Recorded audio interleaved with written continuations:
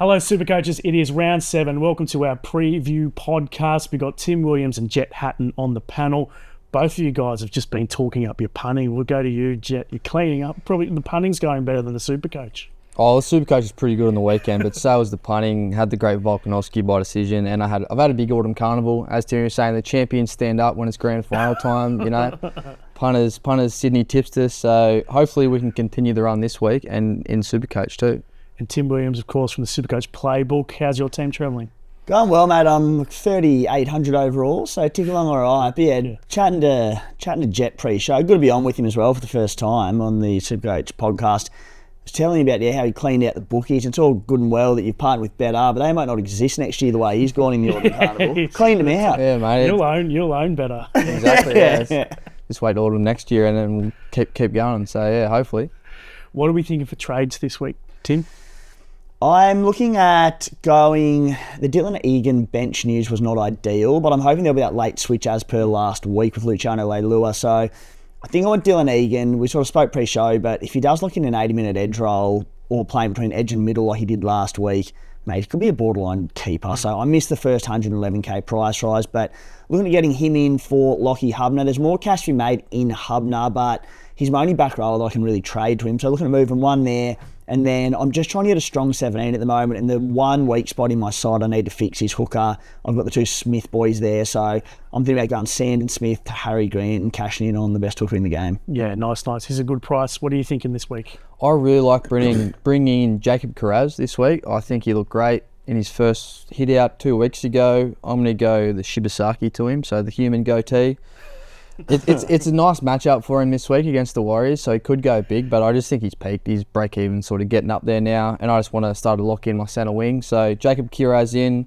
Second trade, Savelio Tamale out. He's looked good, but he's sort of starting to peak as well, and I'll find any excuse to bring another Sharks player in. And Mawini Hiroti, I think he'll probably have another 2 weeks. I think Euro's a couple of weeks away with that hammy. It's flared up a bit over the last, I think in the preseason he had a bit of an issue, so I don't think they'll rush him back. Hiroti's playing really good. He's busting a lot of tackles. He's scoring tries.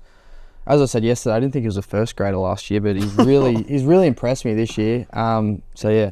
Yeah, eye test is great on Hiroti for the exact reasons you've said.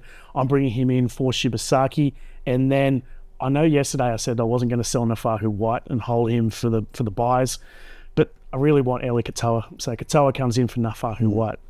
Just good old-fashioned Supercoach trades where one up, one down. Cheapie and a cheapie in, keeper in. Just very, very boring trades, but you always know they're going to go well. Burning questions. Is Shibasaki a sell? I'll go to you first. Or is he a keeper? He's averaging mid-60s. Yeah, either he's absolutely not a keeper. Yeah. He's either this week or next week he's a sell. That break-even obviously gotten up a fair bit. So you can cash him in this week. As I said, the matchup with the Warriors isn't too bad again this week. Granted, it is over in New Zealand, but yeah, I think you would hold him for one more week. I even look at when he tunned 2 weeks ago and he scored those 2 tries, mate. They were basically through the line. He caught the ball and dived over, and that's fantastic. His base stats have been quite good this year and quite impressive. Speaking of blokes who have been like, you're saying, is this bloke a first grader in the past? Yeah. This year you've gone Shibasaki, like he's come from nowhere. But yeah, mate, I think you can sell him on this week or next, and I don't think there's a lot more cash in him. Yeah, he's a sell for me. You think he's a definite sell? Yeah, well, if you don't want to sell him this week, you've got Billy Smith that you can downgrade into next week as well. So you don't really have to sell him this week. You could probably play him with a little bit of confidence, but I just think the Hiroti play is just the one to go. Yep, Naufahu Whyte, I said before that I'm selling him. I feel a bit dirty about it because I think he will average sort of 60-odd through those buys and cover all those 3 big buy rounds. Do you own him and are you selling? I started with Naufahu Whyte and he's just the gift that kept on giving, wasn't he? Far out, he was good. I sold him last week. Yeah. And that was, again, a bit of a sort of a necessity play where I think I might have moved him... To Camp, maybe? Who? Thomas Camp. Thomas Kent, yeah. I was considering that. Yeah, I went Eli Katoa the week before. And Naufahu Whyte, the minutes are there, the origin schedule is there, is the big thing. And especially when you consider the likes of Connor Watson, Angus Crichton, they'll be unavailable over the 3 major bye weeks. The Roosters play all 3 of them. So Naufahu Whyte with the dual positioning, the good minutes, he's not a must sell. I'm just looking at him at the moment going, he's not someone that I'm playing my 17 weekly, barring a few outs. So I've gone, you know what, let's improve my side, get it stronger and cut ties. But yeah, you could hold. Yeah, I think he's great, just third front row forward option just to have there. Like, he can play week in, week out. As you said, he's got a great buy run. I sold Corey Horsburgh last week, so I wouldn't be selling him. But you know, he's got that duel as well, which is handy. So Do you have Nath? I've got Nath. Yeah, I've had him from the start of the Why'd you season. sell Big Red? I just really like what I've seen from Whyte this season. He's still young, so I think he's still got plenty of improvement in him, even as the season goes along. And it seems like Robbo has a lot of faith in him. So he's probably on there with Corey Horsburgh, but I don't know. I like him as just that third front row forward option, so I'd be keeping him. Yeah, I feel dirty about it, but him up to Qatar is a pretty decent upgrade. So Well, that makes sense, doesn't it? It's one of them reluctant ones, right, where, this bloke's given us so much as owners, a bit of a surprise packet. We all brought him with high hopes, but he's exceeded expectations, and you almost feel bad, don't you? You feel dirty getting rid of someone who's given us so much. Yeah, it's hard to see if he can keep up banging out those 80s and stuff as well. So he's out for me, but I don't feel good about it. Savelio Tamale is another one that's a tough decision because he does play that first bye, averaging mid-50s. So he's on that borderline of being a keeper. You're selling this week. Yep. I'm holding, but I think I will sell him to Billy Smith next week. Yeah, it makes sense. He's been so good, as you know. A lot of us at the start of the season didn't think he'd keep that spot with Whyte, but he's looked great. His base has been good. He scores tries. I think the Raiders draw starts to toughen up a bit in the next couple of weeks. So there's a lot of nice options to downgrade there, even upgrade up to Jacob Carraz. So he's done a good job, made a lot of money. So I'd be selling him. This is the popular move that you want to avoid. I said this yesterday, but Billy Smith is still really popular. I don't see why you would be going early on Billy Smith because Naufahu comes into that team.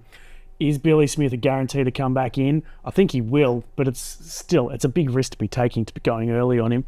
Plus, he's got such a big injury history. He could, who knows what's going to happen between now and his next match.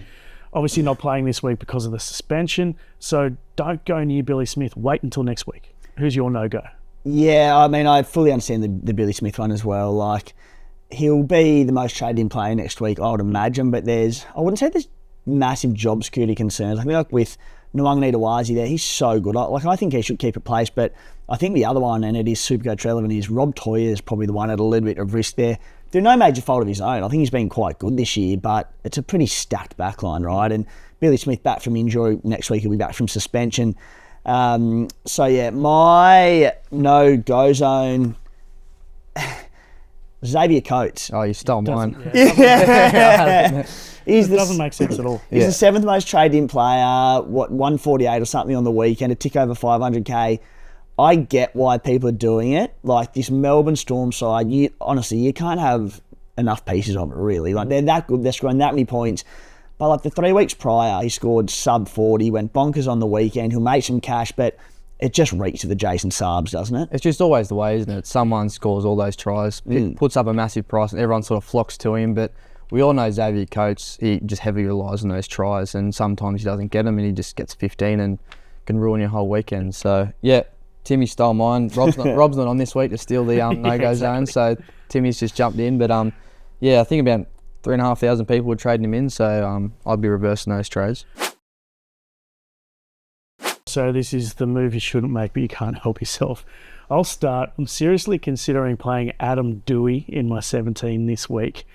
Doesn't make sense because his average is not even clear. Like, I'd probably take out someone like Corey Horsburgh out of my team to play Dewey, but he's coming up against the Eels. He's playing halfback where he killed it in the trials. I know it's just a trial, but still, he looked really good. Kicking goals, like they could score a lot of points against the Eels. And Adam Dewey, I actually met his family. I met his auntie when I was over in Lebanon, but went over to my wife's uncle's house, and Adam Dewey's auntie was there just randomly. So I've got an affinity with Adam Dewey. I may play him in my 17 this week. What's your guilty? Had you have not met Adam Dewey's auntie in Lebanon, would you have started the season with him? Oh, I probably would have. It made a lot of sense still. He was pretty cheap, but it was something that got me over the line. Yeah. For sure. I like it. All the Lebanese guys, Carraz, Dewey, etc. Carraz is going to be in for sure at some stage. Yeah. Mate, you have to play him this week. 5'8", Parramatta, Easter Monday. He averages so much in the halves. I remember a couple of years ago, he was almost a borderline keeper at the start of the year. So they're going to be fired up to the Tigers. Mate, I've gone to the bloke I'm actually trading in, and that's Harry Grant. Yeah. Like, we look at that hooking position this year, and it's not exactly setting the world alight. I shouldn't say that. The premiums in the position haven't been setting the world alight. It's been quite good for cash generation. Blokes like Mamazelos, Tommy Starling, a few of these blokes. But Harry Grant, he hasn't been great this year, which is probably putting it politely. 57 average, scored well on the weekend, 76 points. Lots of people sort of looking at a few different, maybe alternative hooking options. You're heading into the Origin period, but mate, in my mind, I still think he's far and above the best number 9 in Supercoach. Yes, there'll be that Origin impact. There's the risk that he gets rested around there because of the Storm, they're high flying. Yep. But look, they're going to continue to pile points on. Harry Grant hasn't been in and among the attack too much. Had a try and an assist on the weekend, but I just want to lock Harry Grant in my team and basically set and forget him. The one for me, it's this little voice inside the back of my head. Every round is the Captain Nico Hines. I just love him so much. I nearly did it last week, and it would have meant that I didn't captain Pappenhausen, but I'd already VC'd Nathan Cleary, so I couldn't find it. I was actually thinking, do I sell someone in the flex just to move him in there and captain him?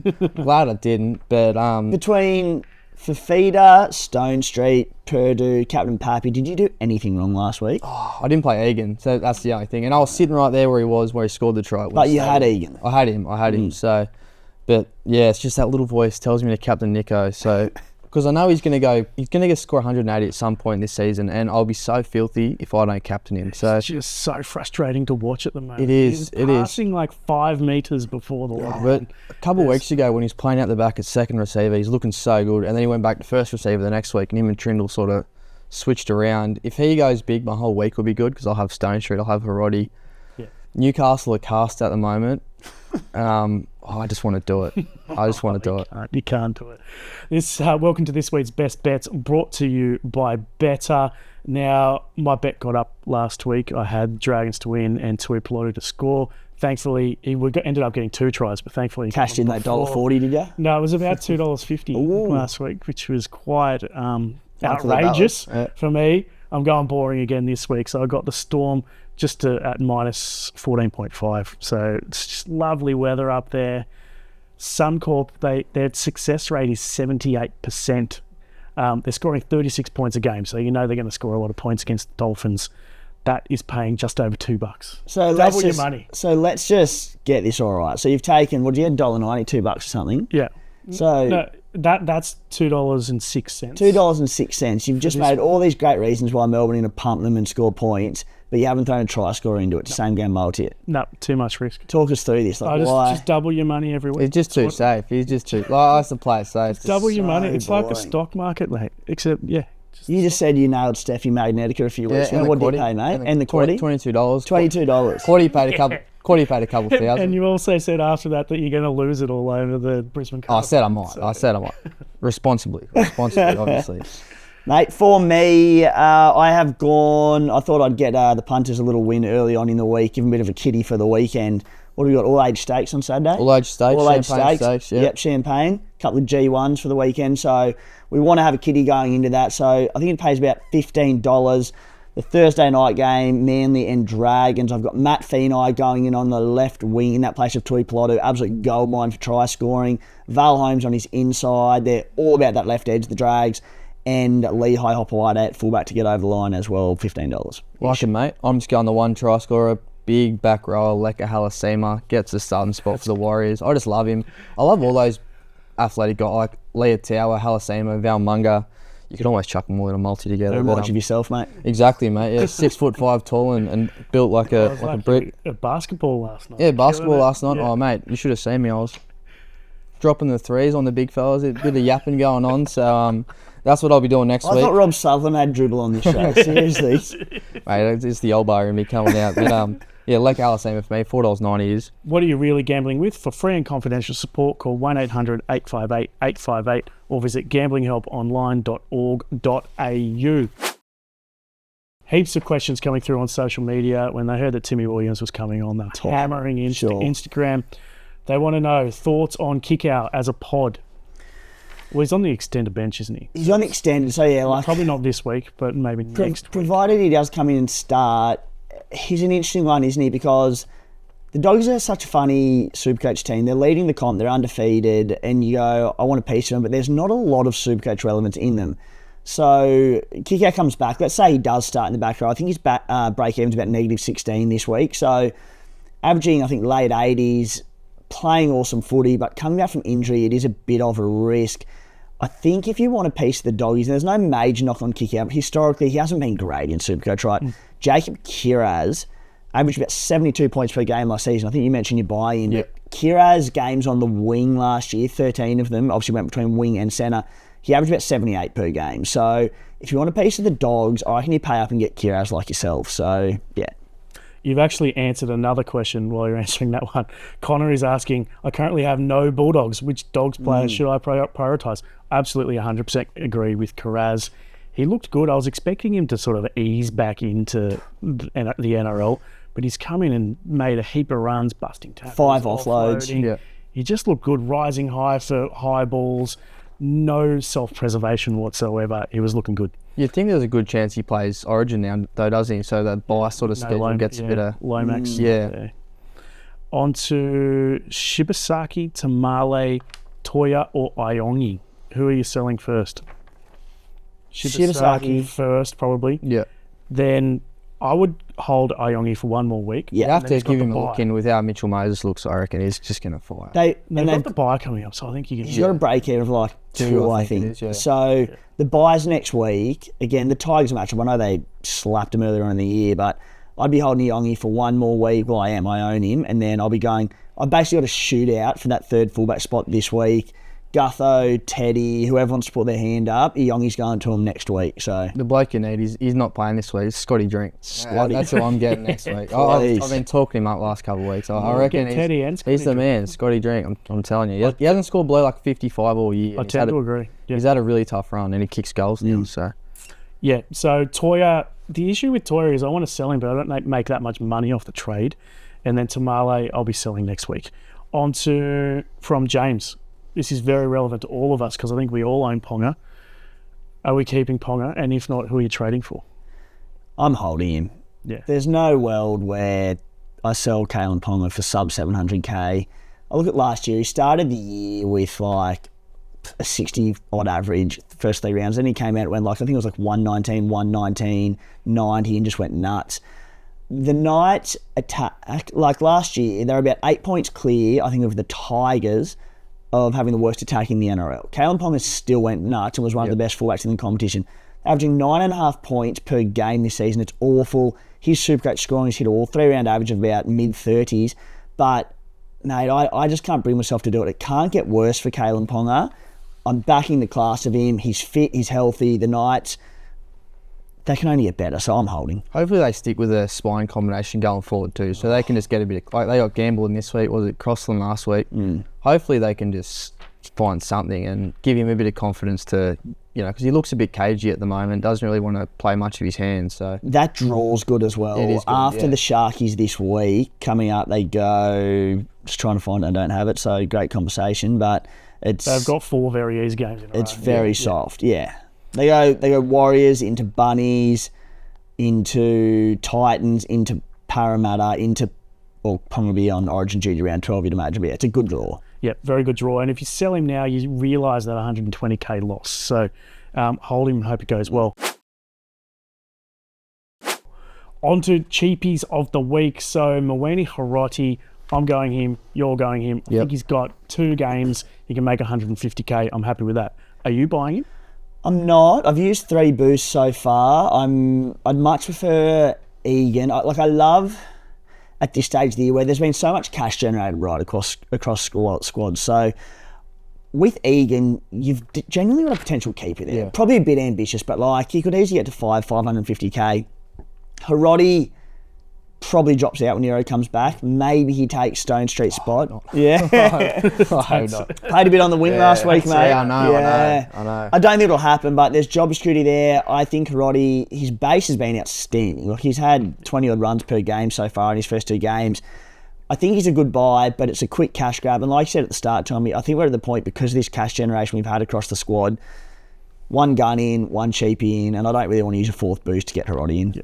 yeah, everyone's teams are looking really, really good. I'm coming 40,000th, and I reckon I've got 17 keepers already. So it's going to be, benching pod decisions that are going to decide it from here on in.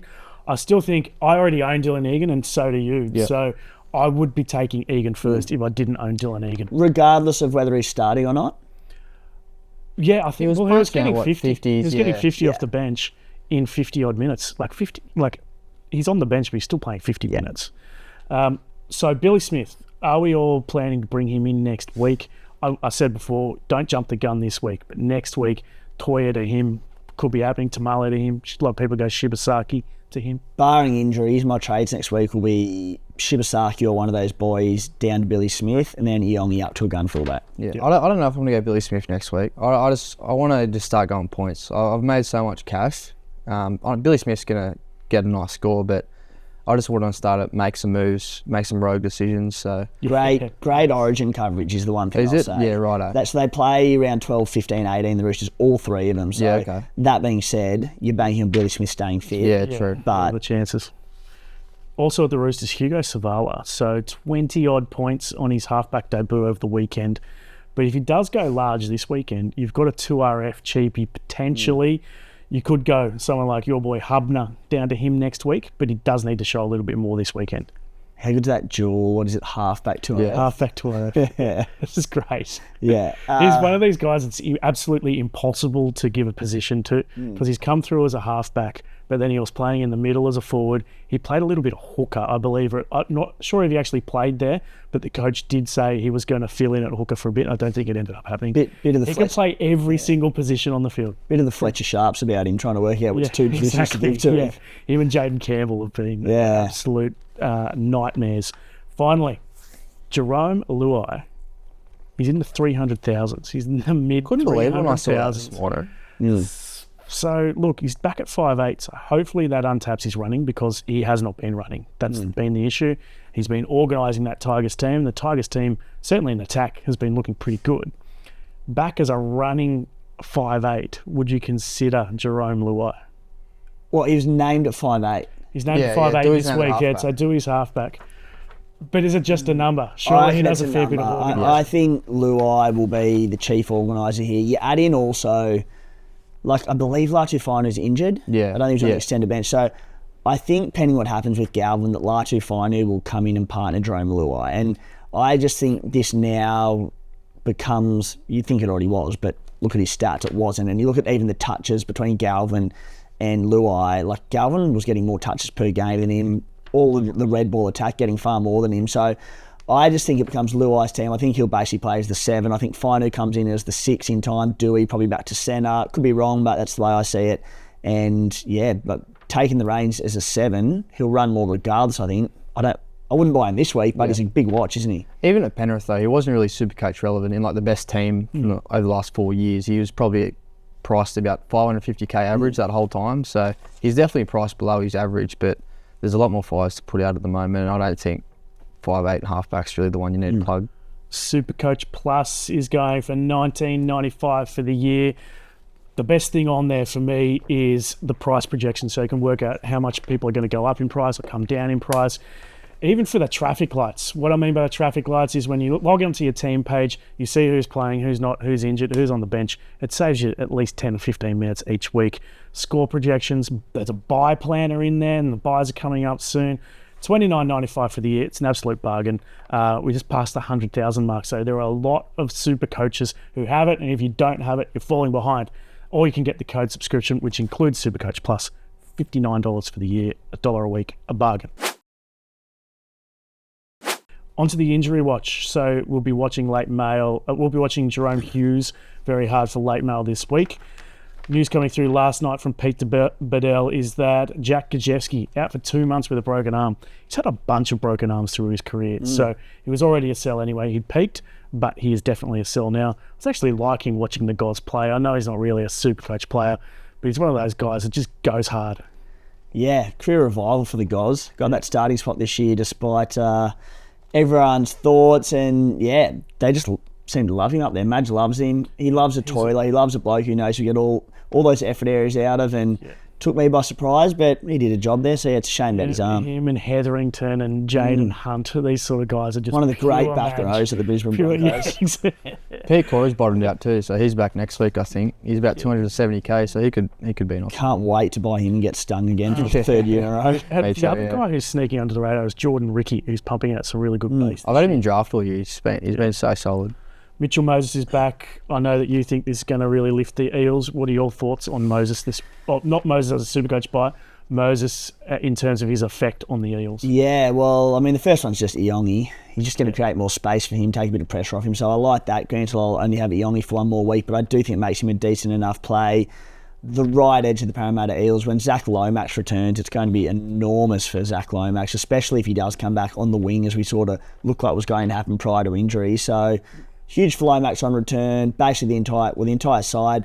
It's going to take a bit of pressure off Dylan Brown. Yeah. Like, statistically, I don't have the numbers in front of me, but the difference between Brown with Moses and without, not massively different, but you just look at the Eels now and how lacklustre they've been, the lack of direction. Dill Brown try and do a bit of that. Dill Brown can focus on what he does best. That's running the football now. Just the field position Moses gives him too, just from the kicking game in itself. It'll just give him so much more confidence in attack, and they'll get a lot more opportunities. So I'm so keen to watch Ongi out the back of Moses. He could score 80 plus, I reckon, this weekend. So yeah. Dylan Lucas looks like he could be back next week. So you've got 2 weeks out of Thomas Cant, 150k.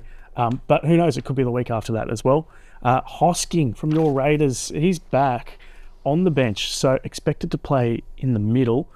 Do you think Nicholson, who's the Supercoach Cheapie, who most people have, has been playing pretty big minutes, mostly around 80, it's certainly over 60 on the edge.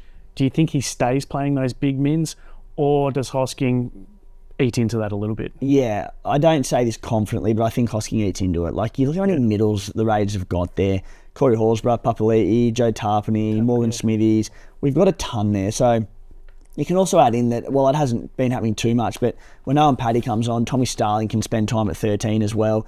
So I just don't see how Hosking doesn't eat into Nicholson's minutes a little bit. Matty Nicholson's been fantastic, and I think Ricky Stewart would just be absolutely stoked with what he's had out of him so far. I still think he probably gets 60 to 65 on the edge, but I think Hosking probably has a dual sort of role between that middle forward and the edge. Maybe Nicholson keeps 80 on the edge, but there's a lot of mouths to feed there and minutes and to go around, and I think Hosking will spend some time on the edge, but we'll see. Well, his last game that he played there, he played through the middle of the whole game, and then I think about 65 minutes he switched to the edge, and then Nicholson went off for the last 15, but that was obviously before Nicholson come in and brained it for a few weeks, so it could be different now, but yeah, I'd imagine that he plays that 65-minute role. While we're talking about the Raiders, let's do pod of the week, because the Raiders have a bunch of them. Guys like Joe Tapine at 4% or 4 or 5%. Hudson Young is about the same percentage as well. What are you guys thinking for pod of the week? Few at the Raiders there, isn't it? Like Joe Tarpany with that 3-round average of close almost to a ton. ton. Any other year you'd be like, must have, get him. But front row forward, it's just like, it's the year of the front row, isn't it? So I don't have room for him unless I can find 800k to go Royce Hunt to him this week, which I can't at the moment. So mine's Valentine Holmes. I'm a Christian Tuipulotu owner, very devastated that he got injured because he was looking like a potential keeper there as well.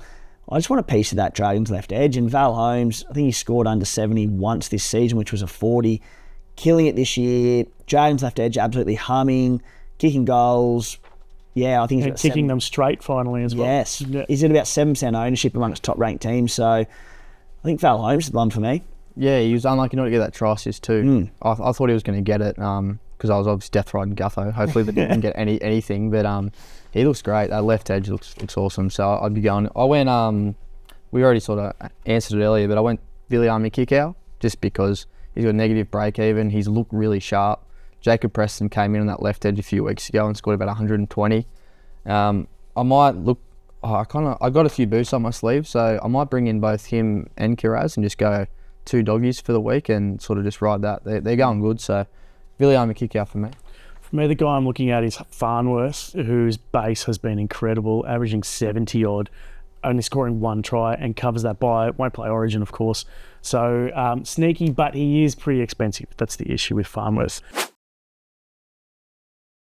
Onto captaincy. It's really open this week. You look at the stats in Supercoach Plus, very open. Pappenhausen is the most popular. So he's gone from I think it was about 4% last week, up to 36% captaincy on the back of what he did last round. Are you going to go with him? I think so, mate. I think he looks like the standout option in my side, which means that's the third game of the round, Friday at 8. So I need to go the VC early, so I'll probably whack the VC on Ruben Garrick. I think it's your drags. Yep, fair enough. At 4 pints. I think I'm just going to go Nico, I reckon. I'm just going to go him. I'm just going to do it. They're playing, I said it all, they're playing the Knights. The Knights are plotting.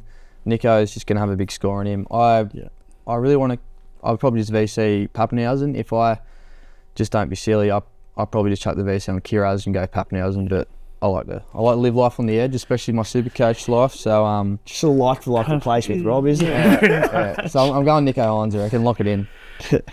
Pappenhausen at 36%, I think he's high, given that the week before that he was playing well, but then got a very, very minor injury and came off the field.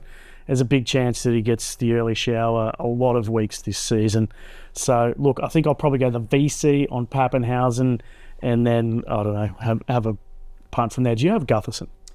No. So the glory shot this week would be Gutherson as the VC into Pappenhausen. Pappenhausen playing so early in the week is tough. Yeah, it is. If Gutho tons this week, he'll be my trade-in next week, I think. One guy who people are not captaining is Kalen Ponga, only 4%. So he's gone from one of the most popular captains to only 4%. As you said, the Knights are just looking junk in attack. What about Tedesco as captain? Do you own him? It's only 3.8%. I'm finding it so hard to get it through my head that the Panthers are this year. Yeah. I cannot compute the fact that they're not good and that they're not like good Supercoach defensively. Yeah. So like everything about me says like you cannot captain a player against the Panthers, but like Teddy put 110 or something on them. Yeah, like 118 or something. Yeah, so it's like, and they've gotten worse since. So why not? They're going to bounce back at some stage. So they've been saying that for a month, 5 weeks. Well, I saw it round 1 at Vegas against the Sharks when they had that line speed. It's going to return at some stage. They're going to stop making all those errors. What about Cleary? Anyone thought about Cleary? Yeah, I think I might go. So VC on Pappenhausen, C on Cleary. Right, yeah. He's not particularly popular. What is he? I don't have it. Who'd you captain last week? I think it's like 14%. Who'd you captain last week? Last week, Ponga. I spoke to you. I haven't got a good captain. Yeah. I spoke to you on the phone before the week and I said, what are you doing? You go, I think I'm going to captain Cleary. And I go, okay. So you talked me out of it. Yeah, and then I thought you didn't. I checked and I was like, oh, you didn't? I'm like, didn't he sting you with that too early on? Yeah, mate, I've forgiven him for that. I love that Frank's working so hard over there that he missed your swear word as well. That's all right. The devastation. The fans can handle an SHIT. We'll do some questions to finish the show. Oh, actually, your final thought. Do you have anything to get off your chest? Not to get off my chest, but I actually ran into Jett last weekend in the Gong watching the Volk fight, and I think he'd been settled in for a while, mate. And I just thought you should let the fans know how you ended up last week. Oh, it was a big weekend as a whole. One of my best mates was down. So from Friday all the way through to Sunday. Sunday was the big lift from 10 a.m. You got to get there early at the Builders Club. For anyone that knows, Builders Club, the spot to watch sport in Wollongong. And when the Volk's fighting, he's obviously from Wollongong Volk, so you had to get there early. I was sitting there going, "Oh, do I have a beer or not?" Yeah, you're at the pub, so I got one into me. Already had a coffee and I had a ham and cheese croissant there. So it was a big stint, good day. Looked like you had a few less schooners than me when I saw you. So. Yeah, I was a late starter that day. I think I'd got there and you'd been settled in for about 5 hours. So yeah, I think it was you were coming off a Saturday fill up as well. Yeah, I was. Yeah, big Saturday night too. It was good. I think there was a big bum press for the next 3 weeks in the seat that I was sitting on. So I was there Saturday and Sunday. So it was a good weekend. Questions to end the show. Is Latrell a buy? Have we got any love for him at 5'8"? Nah, just because I think it's a temporary position for him. Tell you what, come next week, if he was to slip back into fullback, which I don't probably think he will immediately. One thing I will say about Latrell, you go into the origin period, he'll be centre for the Blues if he's fit and available and all that sort of thing. So there's all that. And then with his history of hamstring injuries, does he back up from the origin games to the Bunnies as well? So I don't think so. Yep, not for me. What's his break even at? Do you know? Very high. Very high. Don't know exactly, but the figure. He'd be a nice little pod play if he was back there. Big chance of dual position later in the season, but he's a guy that you'd get in round 20 I don't think he can get him now. I think that Supercoaches will hate me for this. I feel like we don't want him at CT Dub, just because every man and his dog will get him, and it's just like one of your spots is locked in. But you buy the books. 5'8's probably more. Scoop. achievable. Yeah, there's a scoop. We'll see. We'll see what happens. 5'8" would be all right. Yeah. We'll see what happens. Well, the rules are the rules. I know they are. And everyone will hate me for saying that, but just everyone owns him and it becomes boring. Yeah, 100%. Big thanks to Tim Williams from the Supercoach Playbook. Big thanks to Jett from Punters. We will catch you, or I will catch you tomorrow for the Late Mail Show. See you then.